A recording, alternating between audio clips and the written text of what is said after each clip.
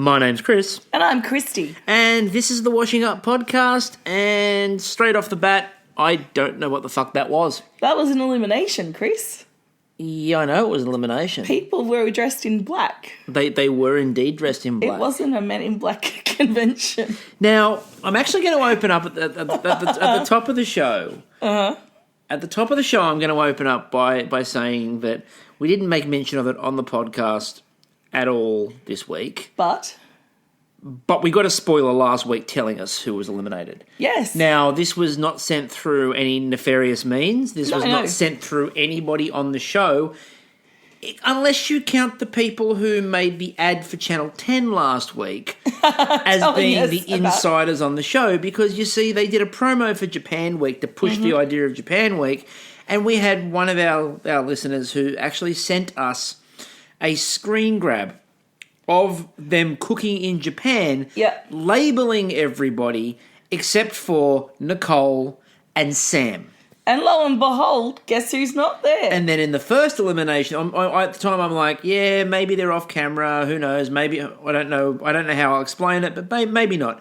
And then the first elimination comes up, and Nicole is mysteriously in the elimination, and she's going home. Yeah. And then the second Sam was in the elimination that was done. Yeah. It was a done deal. But having said that, we will need to talk tonight about that challenge. And we will need to talk about the judging at the end of that challenge. And it's becoming a theme, and I don't like that it's becoming a theme. You know, whatever with the good old days of Ray Watch.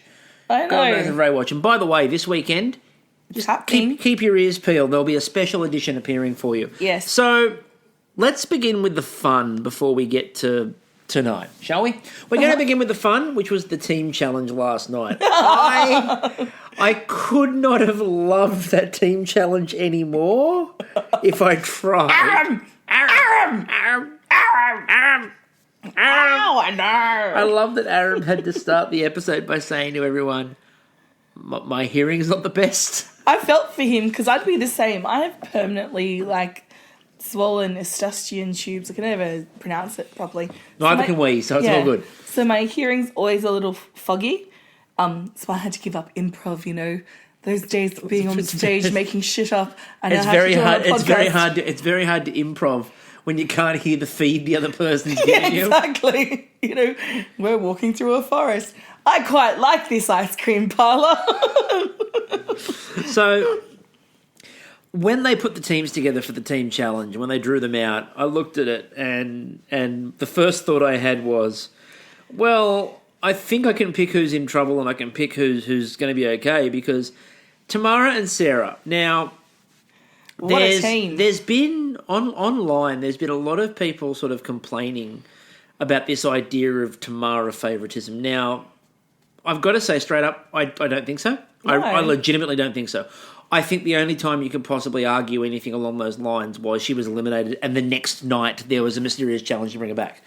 But I don't think there has been, because she hasn't necessarily cooked brilliantly since she came back, but she hasn't been horrible. There have been other people that have been. She's been quite consistent. She's been quite consistent and put her and Sarah together.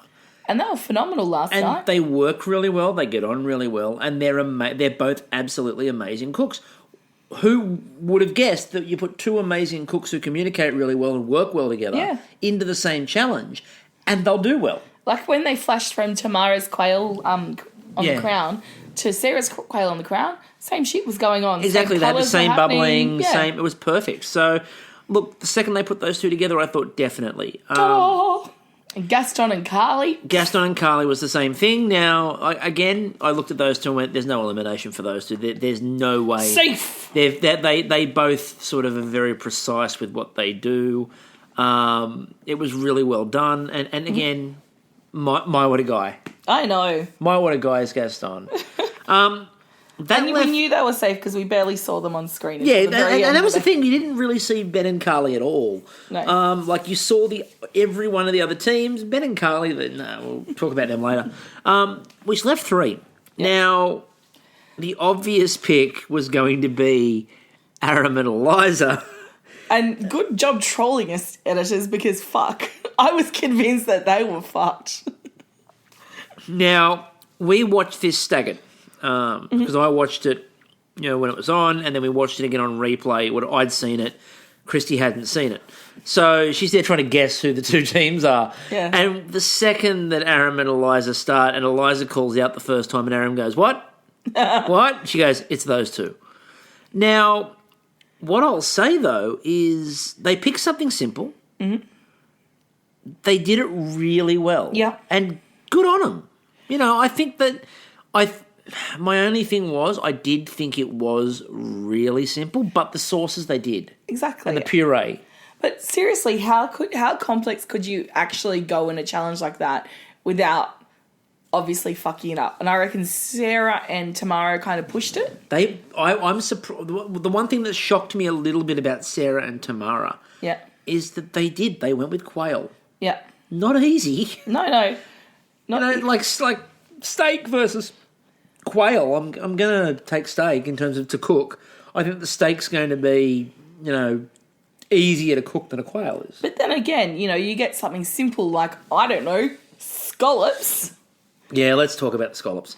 I understood what Eloise was doing with the idea of the scallops, and so did Gary and Matt. They talked about it. Yeah, they're already portioned. Yeah, they went, you don't have to worry about shaping them. You don't have to worry about doing anything with the scallops. Now I may have tweeted at one point and went, "Don't worry, Eloise. As a teacher, I fully understand giving instructions to a teenager and them not listening." Because what happened a few times there was, like when she said 40 seconds. And then Callan went, "I'm going to give him a little bit longer." And then, what worried me about that was when at the end when they said 40 seconds, and he went 40 seconds, and he went 40, and then he's got a bit of smirk on his face and went 50, maybe 55. It's like, no. And then when they said about the teas, and what other one that got me was when they said about the tablespoons. Yeah. And it was about the tablespoon of sauce, 1.5 tablespoons of sauce. And Eloise has gone with the measuring, and Callan goes, "There's no time." I grab a spoon. I grab a dessert spoon that I eat my ice cream with. And splashed it with the sauce, but then tried to say, "Oh, no, that's a tablespoon and a half." It was 1.5 tablespoons, and Gary just looked at him and went, "No, it's not." It's like the time my sister and I went out blackberry picking for my aunt, and she's like, "Don't eat any blackberries because you'll get sick." And we're like, whatevs. We're out there, we come back, there's purple because it's fucking blackberries and we're kids. And she's gone, "Have you eaten any blackberries?" And we've said no. And it's quite fucking obvious we've eaten blackberries because the evidence is there. It's like this, Callan. It was very obvious. It was very obvious. So, but I mean, look. It's just been soaked up by those overly buttered scallops. Yeah, those scallops are full and buttery. No, they were slightly over. But that then brought us to Diana and Sam.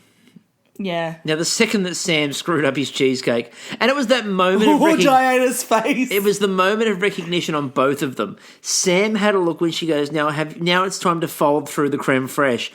And you just saw the look on Sam's face was, ooh. And then when they did the cut back to Diana, when Sam was like, "I've got to make a new mixture, I've made a mistake on the first one," and they did a cut back to Diana, and I'm pretty sure Sam could see her face through the wall of metal that was behind her. I think she could feel the metaphorical, the invisible daggers coming through that wall into his back.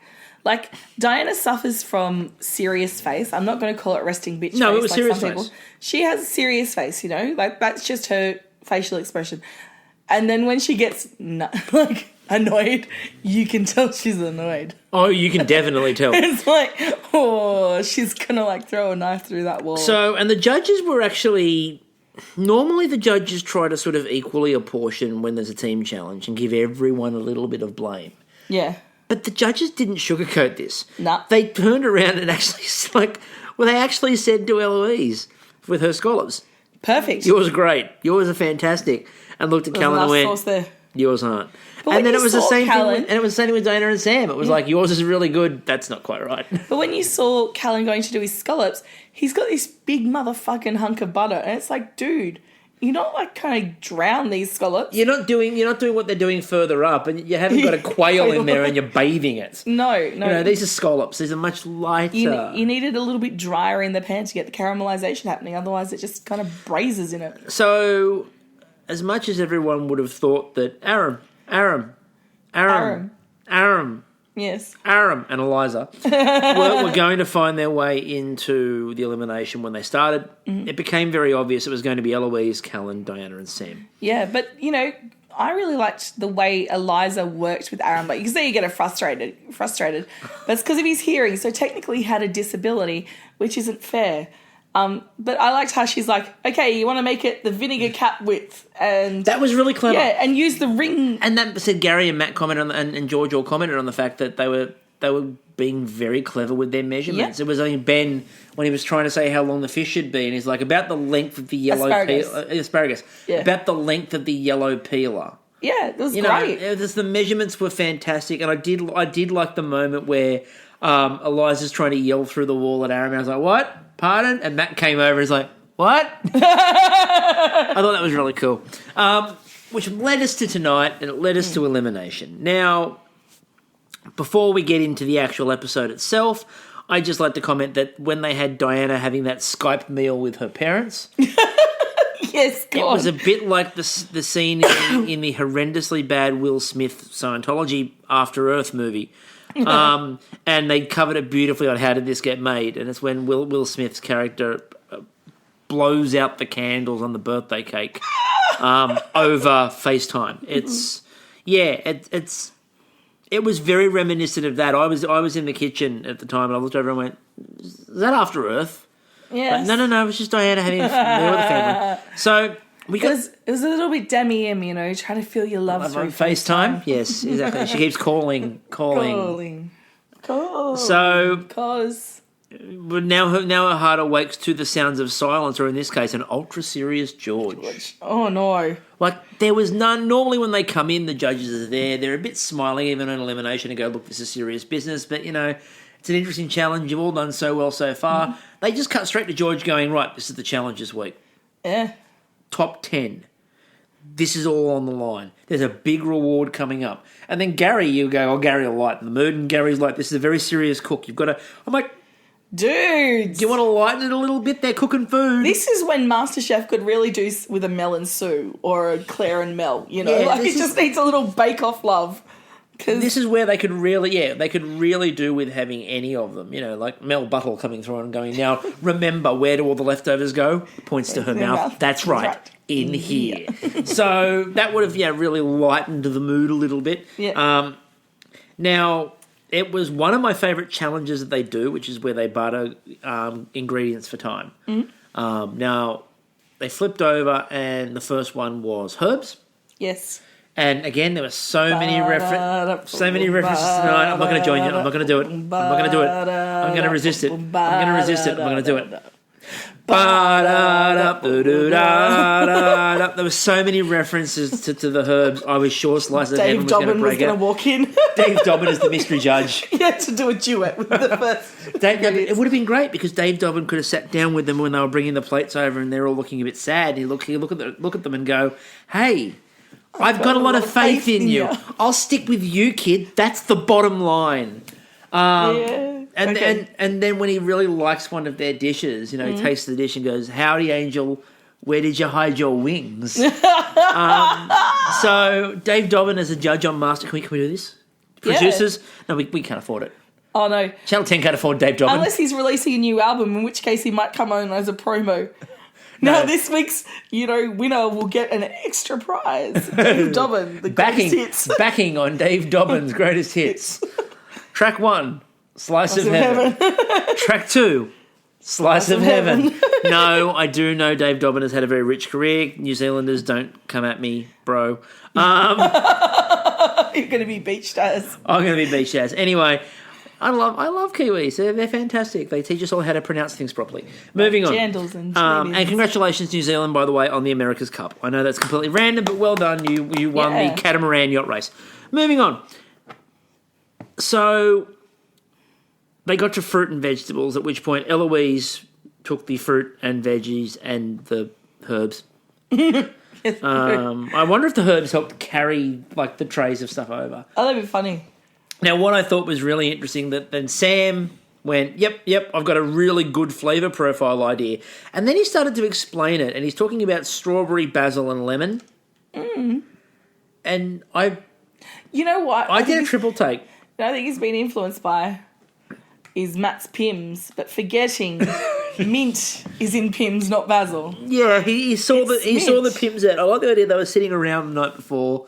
You know, they're sitting down, they're talking about the big cook tomorrow and what a challenge is going to be. And Matt's Pims ad comes on, and Sam just looks at it and goes, "There's an idea. Winner, chicken what dinner. What is that? Is that mint?" And somebody playing a prank goes, "Yeah, it's basil. It's basil." And he goes, "I must remember that." Sucker. No, I'm sure I've had strawberry and basil somewhere. Oh, probably.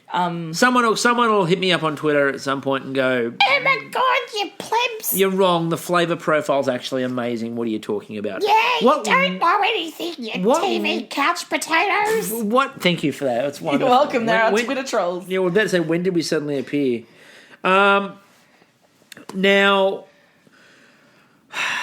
Callan learned a lot about peer pressure again tonight, and we brought it up last episode. But Callan was going to ride that out.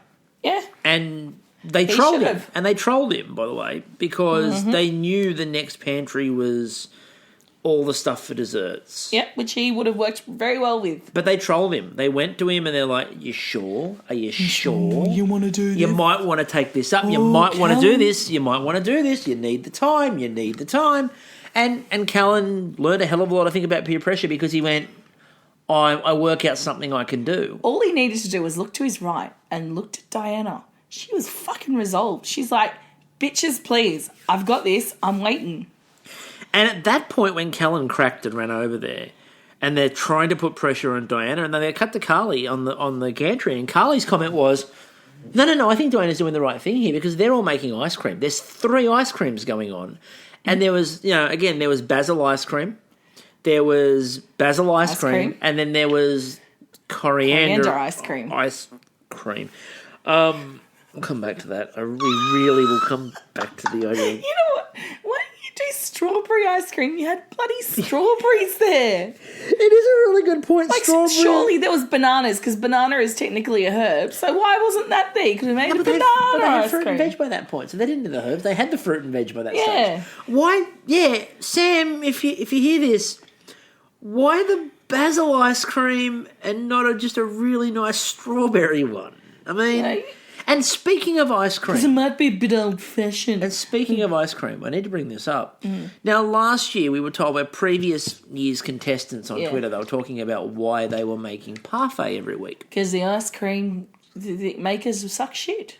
Basically what we were told was that ice cream makers that they have on MasterChef don't necessarily churn the ice cream and set the ice cream in such a way where it freezes in time. Yep. And it doesn't set properly, so you end up with a runny ice cream and it doesn't work. That's why everyone makes a parfait. It's faster. Yep. Cut to this year.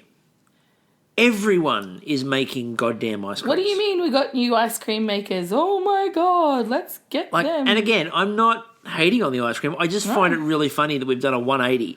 Last year was all about the idea that you can't do ice cream. You've got to do a parfait because ice cream won't set. This year, everybody has done an ice cream. I am surprised that they haven't brought in a new shape this year. I mean, for the past 2 years, we've had parfaits and spheres. What, dodecahedron? Yeah, why didn't they bring the dodecahedron in? Dodecahedron. Thank you. So Lisa Simpson. So then they unveil the third one for Diana, and it's dairy and sweets. And then, almost forgetting that he's a 19-year-old, George and Gary and Matt, or mostly Matt, really, start going, "Hey, Callan, how would you have liked this pantry? Isn't this the pantry you would have wanted? How do you feel about the pantry?" They're trolling a 19-year-old. It just came off as really nasty. He's been unbalanced. Look, he's been a bit unbalanced all week. He's been thrown off his game. Callan's not in the zone, and he needed a bit of TLC. And he also, again, had another one of those voiceovers to camera where he talked in sort of almost in third person about the fact that he was the one who was responsible for out there flavour profiles, and this is what I do. I do weird and wacky flavours. And I'm like, they're just feeding him lines that didn't sound normal. But then in the same breath, he's gone, I'm taking a risk by using these out there flavour profiles. I'm like, well, if this is your calling card, is it really a risk? It's not a risk if that's what you're expected to be doing. Exactly. But the other thing is, too, if you're going flavour-wise, I don't know if this is going to work, and it's an elimination, why are you doing it? Yeah. If you're going, I don't think this is going to work, but it's an elimination, so I've got to do something wacky, maybe rethink what you're doing. Yeah. And it was a bit weird. And then Diana held out. Yeah. But Diana went for this is what I mean, the authentic thing. She's gone, okay, if I'm in an elimination, there's one dish I've always wanted to cook for the judges. I've got a really good chance that I'm going to get the ingredients I need for this dish here. And it was, and her risk paid off. Exactly. And that's what I loved about what Diana did was Diana held firm. Yeah. And what we've seen this year in MasterChef, and the thing I have enjoyed this year, when people have stuck to their guns, 9 times out of 10 this year, it's worked. Yep. When someone's just gone, I know what I want to do, and the judges have tried to put them off, and they've just gone, no, I know what I'm doing. I know where I'm going to go with this. And again, there's been the odd one where it's painfully obvious it wasn't going to work and they've tried to ride it through. But we've had things like, again, George the other week where he was trying to throw Eliza off on that team challenge, and Eliza just basically told him to get out of the kitchen. And Diana this week I know what I want to do. I need a protein. I want to do a protein. If a protein pops up, we're going to do it. And bam, she did it. And she did it. She got exactly what she wanted. You wanted the Wonder theme playing. Now, you knew that Sam was in a bit of trouble when Matt came over and tried to do his sort of pep talk. And Sam explains what he's doing, and it's all runny and it's not quite working, and he's like, I'm going to put a bit more cream into this runny mixture that's split. And I'm like, don't know about that. And Matt's trying to think of something to say. Other than dig up stupid. And it's true. And Matt's advice, this is what Matt said to Sam. I wrote it down. Well, let's hope. I mean, you normally make a pretty good ice cream, and walked away really quickly. Matt Preston looked at what Sam was doing and just went, oh, look. Nah. I've got to be over there. I think George is on fire. No, he's standing right behind. No, George is on fire. No, I'm pretty sure he's burning. No, he's not. Matt gets a lighter out and starts setting George on fire. What are you doing? George is like, what are you doing, mate? I need to get out of here. What are you doing, mate? Yeah. What are you doing? Am I on fire, mate? Yeah. I'm on fire. Oh my God, I'm burning. And Matt goes, don't worry, I'll splash you with Pims. Why? Because he's 5 Pims to the wind, Preston. Yes. So 5 Pims to the wind, Preston walks away. Yes. And then Sam decided that he was going to fix the dish. I was going to pause you there. I now have this image of Japanese week with 5 Pims to the wind, Preston, just wandering around Tokyo, delighting the locals. No, 5 Pims to the wind, Preston walking through Tokyo is going to be a bit like Godzilla. Run! Why, that cherry blossom looks delightful. It's Godzilla! And he's paying attention to our local customs! Ah! And Mothra is called in for a strike. It's Mothra Gary. Whereas, as I said, George is just blending in with the general populace. I can say that. I'm about George's height. So, now, Sam is trying to rescue the dish. So this is what he decides to go with. I was making a granita. I don't think the granita's going to work. So what I'm going to do... Cut to the granita. Before he cut to the granita, he went, I'm going to go with pickled strawberries. Oh, that's right.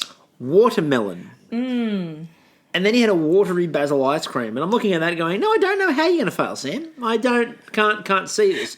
And Stop, it's already dead. And then he decided to make a creamy granita. Oh. And at that point, I'd commented on Twitter at that point in time that, if ever a dish could use a granita, Sam, that one might be the one.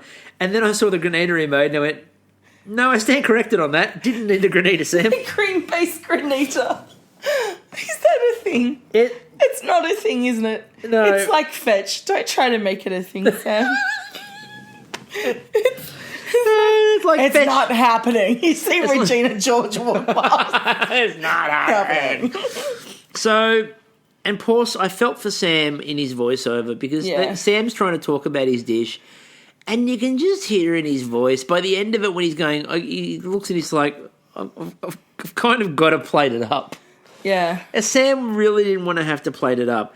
And then we got one of the lines of the show that sort of threw me for a bit of a loop, and it was Callan. And Callan turned around and went, I've put a hell of a lot of thought into the plating, but the flavours. And at that point I'm like, hang on, so you're focused on the fact that it looks good, but you don't think the flavours remotely work. And then Diana's Red Emperor, obviously, she like waited. Marvel. She was rewarded with joy because that was brilliant. It looked incredible. As she's plating that Emperor out, like, onto the dish, it's like, the heavens just opened up and the sun's come out. It really was. It did look, and it was so bright that it actually, it resembled the idea. Yeah. Oh, George saying again, look, it's a monochrome of... Oh, George, can we stop using the word monochrome in this series, Someone learnt a new word this year. Oh, it's like I have somebody that I worked with who used to misuse the word moratorium, and he used to say there's a moratorium on wearing incorrect uniform, and I believe Mandy Patinkin popped out that word. I do not think it means what you think it. Exactly, he should have, because what he was trying to say was, I'm not going to punish anybody about that today, but next week I'm coming back at you. And I'm like, that's not quite what... And there was a group of history teachers, we're all standing there going, that's not what that means. And one of them actually wrote a lovely letter to them explaining what the word moratorium meant. It was beautiful. That's great. Then Callan. Callan made coriander ice cream. Now, who gives a shit what else he put on the plate? Callan made coriander ice cream. Now, I want you to think carefully about the flavour of coriander. Coriander can put a lot of people off. There are a lot of people. It is a very divisive... Led by Beck Pobji. It's a very divisive herb. Yep, Beck, I could almost hear you from here. And coriander ice cream. I have never in my life seen Gary pull a face... that looked anything like the face he pulled when he took the first mouthful of that coriander ice cream. It will go down as a Hall of Fame dish. For all the wrong reasons. For all the wrong reasons. And then George, trying to be nice, goes, well, pretty is one thing. But none of these flavours go together. No, one of these things is not like the other. Actually, none of these things are not like the other. And then Sam presented. And I won't lie, Sam's looked bloody horrible. Yeah. The meringue that he cooked, because I forgot he cooked a meringue, and then it appeared on the plate afterwards, and it was really sticky and not quite a meringue. And I don't know what... It's a dish of sadness. And you know what I hate? I hate when you get to this stage of the competition when people go out on shitty dishes. People who have been cooking brilliantly the whole series, and suddenly the pressure of the top 10, and they just start... Something happens. Yeah, like they all just go, I don't know, lemon. Because just lemon. What's on the plate? It's lemon. Leave a sour note in your face. Well, coriander ice cream kind of definitely. But you know what I mean? No, I know exactly what you mean. It's like, it wasn't the best of the best. It wasn't like challenging out against like 4 awesome dishes. Yeah, it wasn't like earlier in the series where there were a couple of times where people were eliminated. They didn't do anything bad. There were just some brilliant dishes put up against them. Absolutely. This has been the last couple of episodes, actually, where there's been eliminations. Someone's just served up one that's not really with it. In this case, we could have had bones. We had 2 of them. Yeah. And Eloise was worried about it, but it was brilliant. But with Sam's one, just quickly, again, all 3 judges made a face with Sam's one. Yeah. And I thought at one point that we were going to get a call back to one of Matt Preston's greatest moments where he threw the bowl in the air and smashed it. Except not with that was disgustingly good. Delicious. Oh, that's right. Right. I thought we was going to get that was disgusting, and full stop. That was it. That was the end of the sentence. Now, I don't have a problem with Sam going home on that dish because it wasn't good. Look, Sam's been in quite a few eliminations over the past. Yeah, I don't have a problem with Sam going home for that dish. No. What I have a bit of an issue with is, we talked about it last episode, we got a bit deep, bit serious. Bit deep, bit serious, bit But concerning. what I'm worried about was the way they did it. They turned around and basically said that Callan survived because while Sam's flavours went together, his technique was lacking. And Callan's flavours didn't go together at all. However, his plating looked good and his technique was better.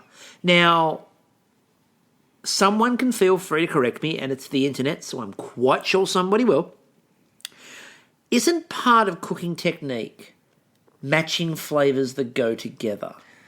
Yes, and yes. I guess if you looked at those two, if you just put them side by side cooking tonight, Callan had his cooking going well. Do you know what I mean? Like the flavours sucked, yeah. But his cooking was going well, whereas Sam just lost it. I could quenelle, a mound of dirt beautifully. Better than anyone has ever quenelled a mound of dirt before. Yeah. My technique is incredible. At the end of the day, you're still eating a mound of dirt. Yeah. I don't care how pretty it looks. If you're eating a mound of dirt, that's bad technique. Yeah. And this is my thing, is that, again, it's not a Sam should have been safe because his dish was wonderful. They were both horrible and it was probably a toss of a coin. Yeah. But I thought that the way that the judges explained it, again, didn't help Callan. No. Because they basically said your technique's wonderful and your plating is great. And now, if Callan goes into another challenge and gets close and he just plates something beautiful and the judges go, your flavour's not there, you're going home. Yeah. If I'm Callan, in my head I'm going, but you told me that the plating got me over the line before. Yeah. So I focused on my plating and now you're telling me the plating's not enough. Yeah, but then again, if that's what you're not capable of, like, what's it called? What's that word? Like bringing it together. If you're not able to bring those two things together, like other people can, then you're not going to win MasterChef. Well, no, but again, the sort of what he's been told now is that the plating is the most critical element there, and it's, again, as we said, it's consistency. Just give us a consistent message, and we'll run with it. Right? If everyone knows what the message is, and and again, we know it changes from dish to dish, obviously, in terms of some elements. But if you sort of get a bit more of an idea about what consistently you're looking for, it probably helps everyone out. So then we got from Callan looking really sad and upset and sobbing and crying that Sam was going home, to the next shot was Callan jumping up and down excitedly clapping because they're all going to Japan. It was a really weird cut. Yes, but And I sort of thought that the prize would be first class for Tamara and for Sarah. Business class. So, unfortunately, that probably means that Gary and Matt and George are all in business class too, and they may have to spend the whole flight having a conversation with George. Oh, that would be horrible. Where he tries to convince him to come work in Hellenic Republic for nothing. I'll give you 75% of what a worker makes. I'll give you no rest breaks, yeah? Yeah. Yeah. No penalty rates. Look, they're cutting penalty rates anyway, so I'm not going to do it. Eh? Because as I'm serving the pollies in the press club, I'm telling them, this is my no penalty rates entree. My get rid of weekend shifts. Main course.